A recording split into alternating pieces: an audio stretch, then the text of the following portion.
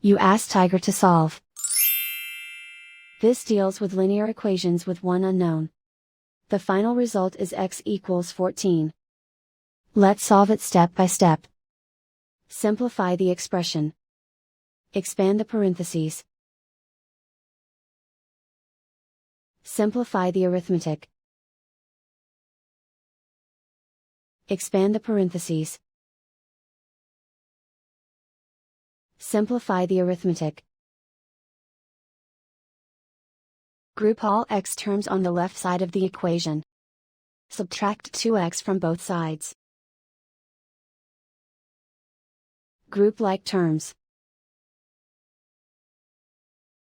Simplify the arithmetic. Group like terms.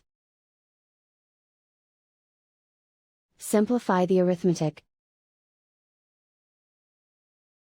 Group all constants on the right side of the equation.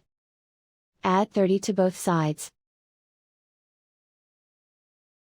Simplify the arithmetic.